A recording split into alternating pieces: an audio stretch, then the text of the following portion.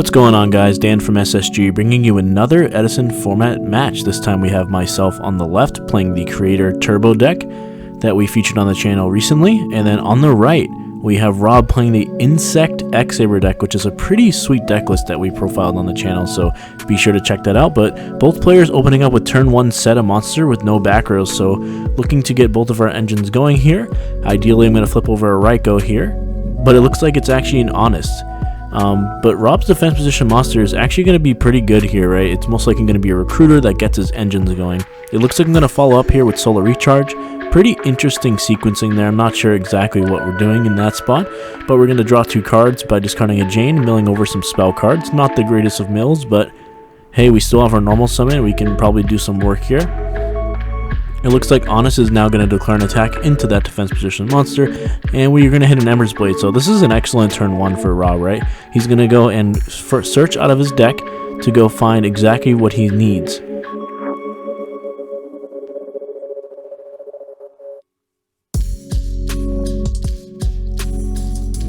And it's really important for Rob to actually get this Ember's Blade into the graveyard on turn 1, because that's kind of the X-Saber's game plan, as he's going to summon out a Felhelm Knight. And Ember's Blade is a really powerful card. It's definitely the best X-Saber card in EDISON format, but I think it just gives you so many different options, and you definitely just need to get cards in the graveyard to set up cards like Faltro and God's Emergency Call, but also just to get exactly what you need. But here in main phase 2, I'm going to bounce that Honest back to my hand because I don't want anything happening to it. It's a very powerful card in many matchups, especially this one, as this is sort of a controlling matchup where the board is very powerful. But it looks like I'm going to set a back row and pass here and not wanting to play into that Felhelm Knight. But Rob punishes, right? He's going to drop down an Airbellum, so me not wanting to play a monster to get run over by the Felhelm Knight, Rob says, okay, I'll play a monster that punishes you for having nothing in play, and here comes Airbellum attacking for 16. Gonna take a random card out of my hand here, and this is exactly what X-Sabers can do. It can pressure you in different ways, and just has a lot of useful effects, but now it's gonna discard a Soul Purity Light out of my hand, and then the Felhelm Knight comes in. So a pretty solid chunk of damage here, and some interaction with that Airbellum getting in, and already bringing me down to 5100. And Rob really hasn't really committed anything to the board. You know, he has just 2 monsters, you know, one from the first turn, and now the normal summon of Airbellum. And as long as he didn't run into Torrential, I mean, he's in a great spot here. And Rob is going to set 3 back rows here behind the 2 monsters, and very, very strong, right? He has card advantage, he has tempo, and he has back rows as well to interact with what I'm going to do on the follow-up here, and to try and really get back in this game. It looks like I do have a comeback play of sorts, so I'm going to activate the Giant Trunade that was set to see exactly what Rob has face down, see if he's going to respond in any way. But Trunade versus 3 back rows is usually pretty good. It means we're usually going to try and do something. I remember this turn being really strange. I forget exactly what happens, but it looks like I have trade-in at the very least, so that's pretty good. Probably just not wanting to get Solemn there on a trade-in for a -1. Getting rid of that Christia and getting Solemn would not have been good at all. So going to get some draw power in on this turn. And really looking to at least remove 1 of Rob's monsters, potentially 2, turning that Giant Trunade into a +1. But we're going to see exactly what the situation is here, as I'm sort of considering my options. And Rob is kind of sitting pretty. Even if he loses his 2 monsters, he still has like a mass of cards and back rows that can help him interact with what the board will be on the follow-up. But pretty interesting spot on both sides. I think I'm kind of forced to do something here, and we have a Freed the Brave Wanderer. So Freed can't really pop anything right now, but it is a beat stick that can get rid of at least 1 of Rob's monsters. And I'm going to equip the Divine Sword Phoenix Blade to it, so that's a pretty interesting equip here. Just giving the monster 300 attack, just doing absolutely nothing, but the sword has more value in the graveyard in this deck than it does actually in play unequipped to a monster. But I think I just want to get the sword into the graveyard, and this is a way to do it. If the Freed gets answered, it's going to put the sword into the grave to presumably remove some monsters from play and get it back to my hand. And I elect to destroy the Airbellum in battle so that I don't lose any more card advantage out of my hand. I end up setting a back row behind the Freed and passing to Rob, who draws for turn. Like, not a huge play with Giant Trunade, right? I think it just kind of guarantees that I get a monster out of Rob's board, which is fine. It's not great, but would have liked to see like freed and kind of like banished and pop something and then attack something else, like some sort of extra value out of that giant Trunade. You generally want to go for a +2 if you're gonna giant Trunade, or just trying to go for like some sort of game push that gives you like a big tempo advantage, or actually like win the game on the spot. But I think giant Trunade in that spot just kind of like allows me to retake the board, not fully, but it kind of forces Rob into a situation where he has to deal with like a freed, a 2000 attack monster that's not really doing that much, but will just like start attacking and beating down if the situation calls for it. And I do technically have the tempo here, so Rob does have to do something. There's a lot of follow-up plays Rob can do. He can just summon and synchro with his Felhelm Knight. He can potentially Book of Moon the freed and start attacking the face down defenseless monster. For those of you who don't know, Felhelm Knight, when it kills a defenseless monster, can reborn an X-Saber out of the graveyard, level 4 or lower, I believe it says. And just one of kind of like the utility cards. I think it's a 2 of in this deck, but Rob and I were thinking about cutting it down to 1 after playing quite a few matches in this matchup. But we're going to see exactly what Rob is thinking here. I think he's just trying to commit the least amount of cards. I think trying to commit to a synchro here and getting Solemn Judgmented wouldn't really be a great spot. I think you just want to hopefully have some sort of interaction for the freed, whether it be Book of Moon or something along those lines, because I think that's exactly what Felhelm Knight is very powerful for. And I think Book of Moon is like a 2 or a 3 of in this deck. I'm not exactly remembering the full list here.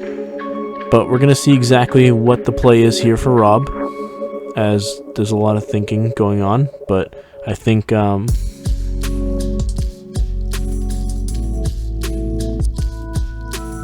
it looks like the play here for Rob is the Howling Insect, which is a really interesting card in this deck. But I think he's just looking to probably crash that insect and go and find another X-Saber card here. As he can go for an Ember's Blade or something like that. So I think, you know, Howling Insect, for those who don't know, when it's destroyed by battle, it can summon a 15 or less attack insect monster from the deck. So there are a few different options in this deck, as you can go into a little insect package, or you can go and grab your Ember's Blade, which happens to be an insect. Gives you more consistency on finding the Ember's Blade. But I'd like the Howling Insect here. We're going to see Rob declare an attack now onto that freed and take some damage. So freed is going to deal some damage to Rob, 800 on the swing, and Rob is going to go into his deck off of the Howling Insect. So in this position, you can go for the Ember's Blade to try and synchro into X-Saber Hunlai, which is very powerful, destroying up to 3 back rows the opponent controls. Or we can go to some of our other insect cards, something like a Flying Kamakari, to go find other combo lines. But it looks like we're going to go for that Ember's Blade, and that's usually what you're going to go for in this deck. The Howling Insect does apply some combos in combination with Verdant Sanctuary, but most of the time it just finds your Ember's Blade, which is, you know, arguably your best X-Saber card. Now the Felhelm Knight declares an attack and a Chained Book of Moon onto the attack, booking that freed face down. And look at this, like, Rob's sequencing is very good here, right? He's going to try and get value to find his Ember's Blade now out of the deck, and then attack with the Book of Moon, and get another monster out of his graveyard. And this time it's the Airbellum. So very powerful here. Airbellum going to declare an attack directly, and putting Airbellum into play during the battle phase is just extremely powerful. Like, you just don't expect to lose a card like that. But here we are.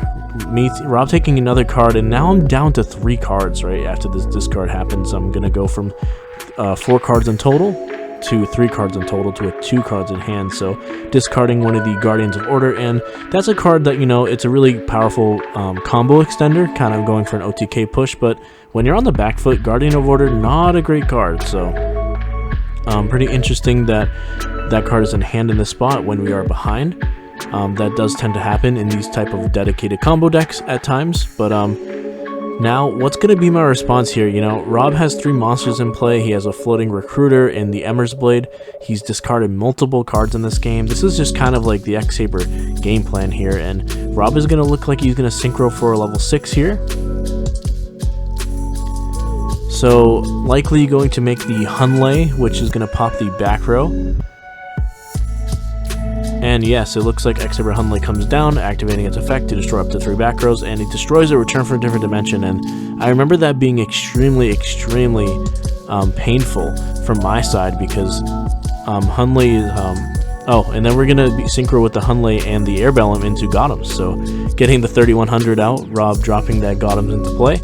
But I remember the return just being like a card that actually could get me back into the game. I had ways to banish monsters in hand, but Rob just setting 3 back rows, this is just brutal, and this is exactly why people are kind of drawn to the X-Saber deck, right? It just did so many different things. They provided card advantage, stripped the opponent's cards, and now it has a big beater in play with 3 back rows, and that's scoop phase. Really powerful. They're just getting rid of the return from different dimension, and that was an awesome game, awesome showing out of the X-Saber deck. So now we're in game 2 here, and we're going to see what the Creator Turbo deck can do on turn 1. It looks like I'm going to open with a Charger Light Brigade, pretty sweet start, milling 2 light monsters into the graveyard. We have a Freed and a Jane going into the grave, and Charge is going to be pretty good in this matchup, right, because it's going to give us another copy of Raikou, which is very powerful against all the recruiters in Rob's deck. Rob has 3 Howling Insects, 3 Emerald Blades, and those cards do not match up favorably versus Raikou.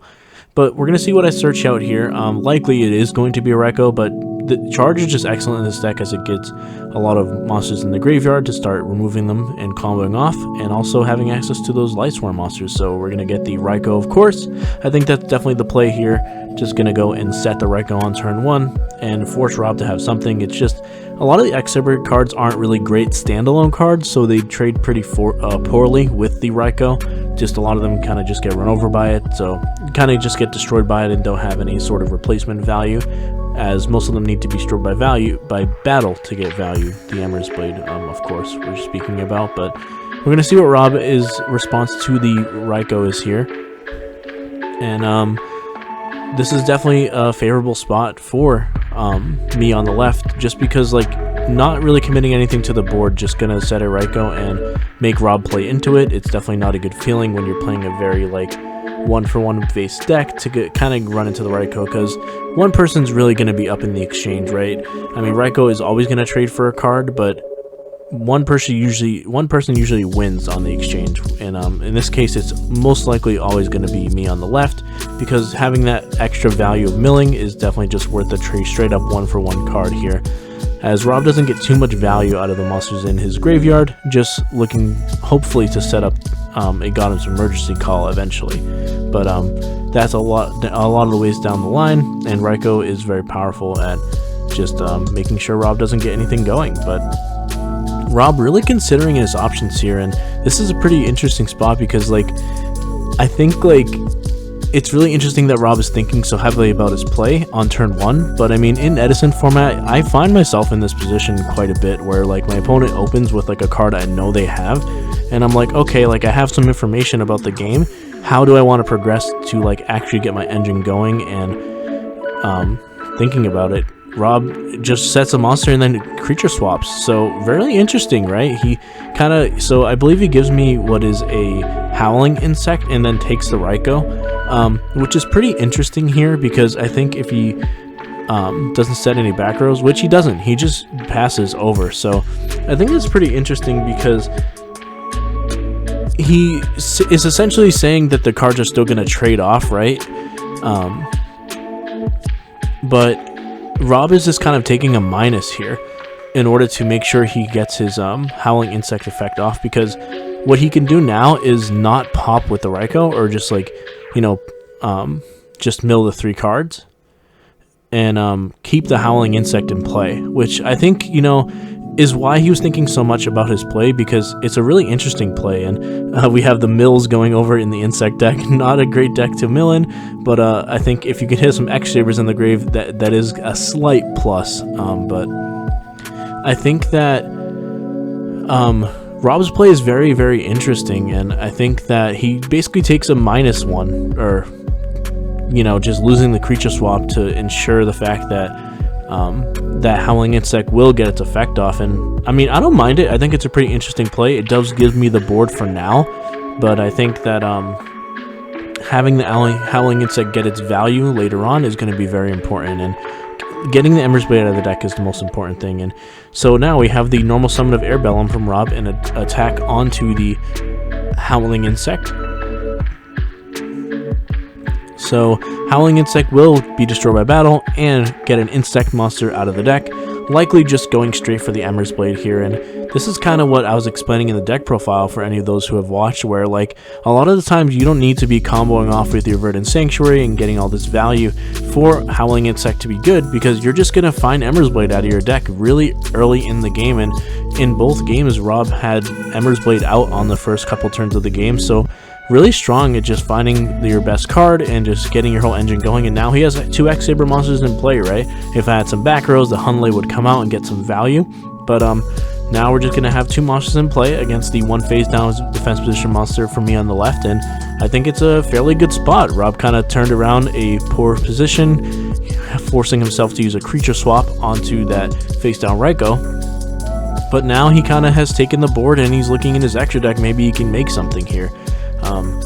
I think he could go for something like a Bryonic to bounce the face down away, gain some tempo for the cost of a card, but I think he already has given up a card with that creature swap, so it'll be pretty interesting to see exactly what he's going to go for here. I think leaving the monsters is fine as well. It really depends what he thinks the face down monster is, right? If I have another Raikou set, he doesn't really want to just get his Ember's Blade popped, because then, you know, he kind of went through a lot of the work to get the Ember's Blade out of the deck already.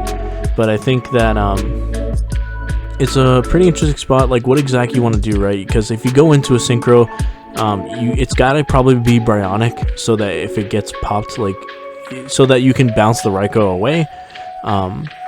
Because if you go for like Goyo Guarding just for like stats, I think it's not great, because then like I could potentially just flip the Raikou and kill it. So I think Rob's just kind of considering, does he want to make the Bryonic or does he want to just pass here? Depends what he also has for back row, right? I think like if you set some back rows behind this board, it's not too bad. You kind of just have 2 monsters that have like decent effects. You have the potential discard from Air Bellum as well as the recruitment from the Ember's Blade, but it looks like we're going to go for a synchro monster here, so he does make the Bryonic. So I mean, this is a pretty interesting play. I mean, you're going down a lot in cards to gain tempo here, but I don't really mind it, as I think the Bryonic is a very powerful card, and he's going to go ahead and discard a card here to bounce the defense position monster.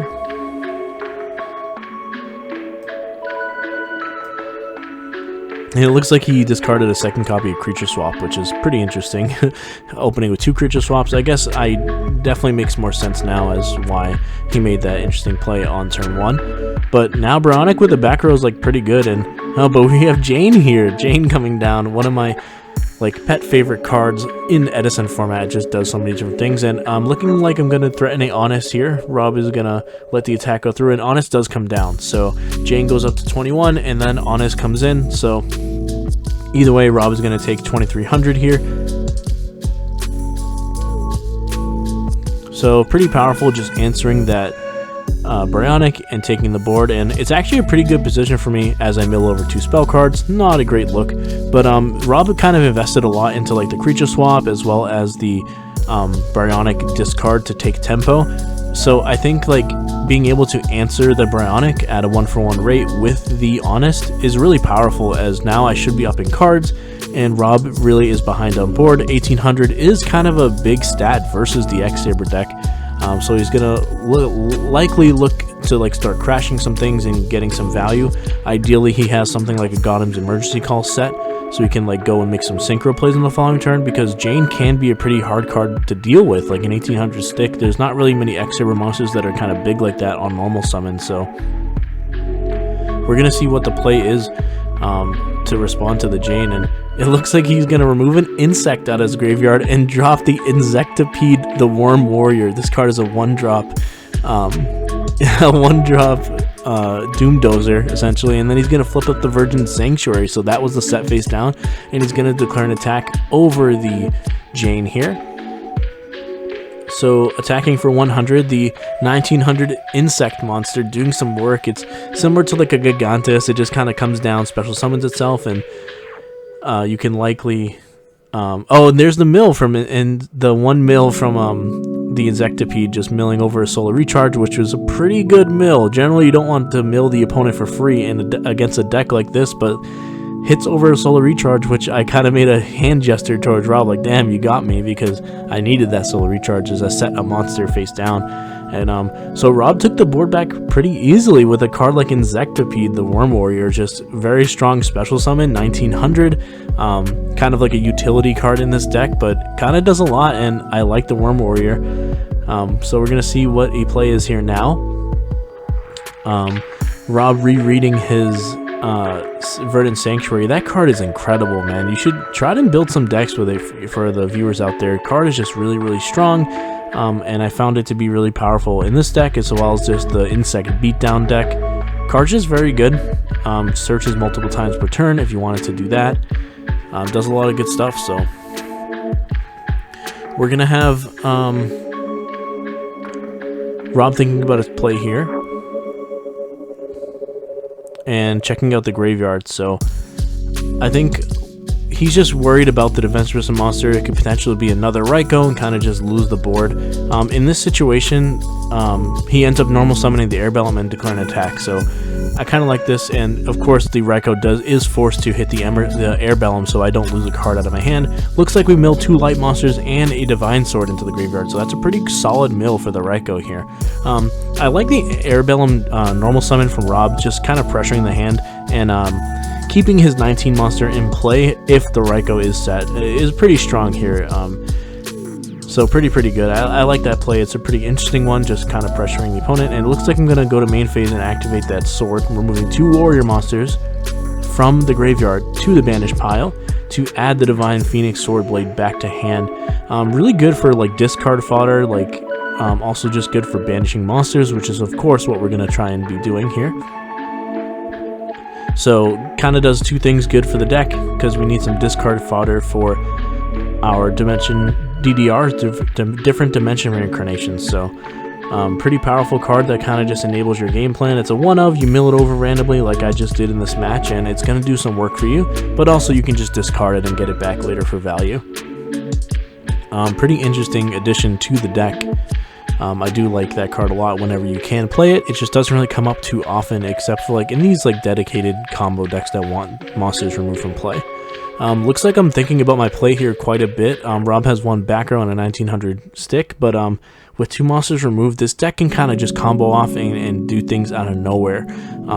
So I think that I'm sort of running the numbers here and looking exactly how to move about my turn, but it looks like DDR coming down, and thinking about a discard here. So DDR, for those who don't know, you discard a card and then you get to special summon a monster from banished pile. So it's essentially a premature burial from the banished that you have to discard for, and Freed comes in with priority, and it's going to banish the creator that we just discarded. So Freed gonna be able to pop the Insectipede here,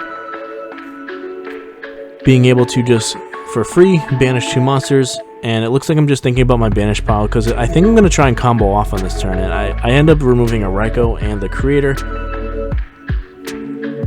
which makes sense. You kind of want a big thing removed, and you want to keep other big things in the graveyard for the creator to return back into play if that creator ever gets into play here.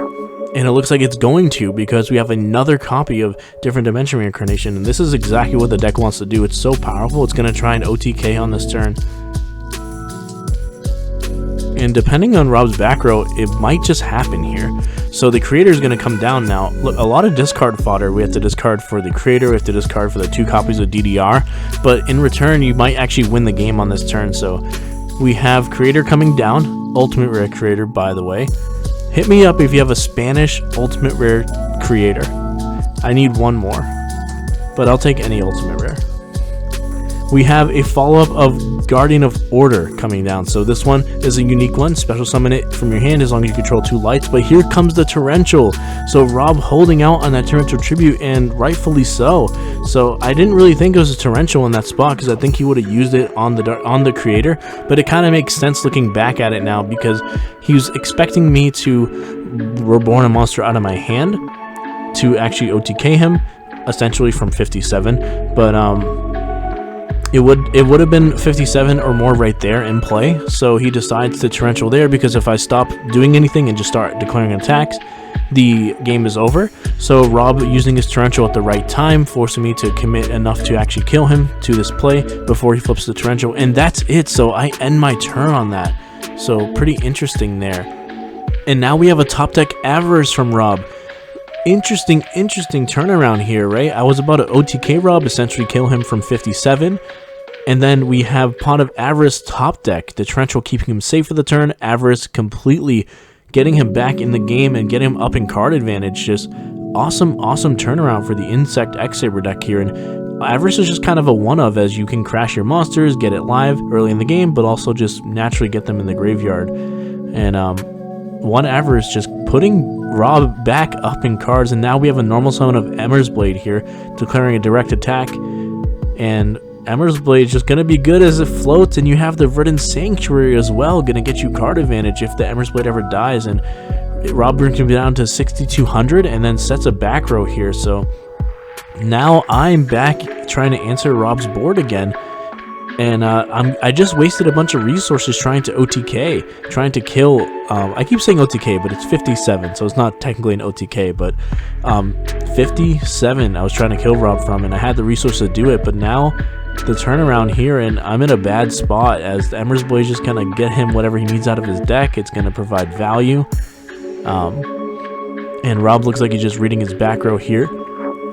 Sometimes Rob has to like read cards and look things up while we're playing, because all the cards I own are basically in foreign language, and he doesn't, you know what everything does. And it looks like we're gonna have Godham's Emergency Call flipped up. So pretty powerful one. If those of you don't know, if either player controls an X-Saber, you can reborn X-Sabers, 2 X-Saber monsters from the graveyard.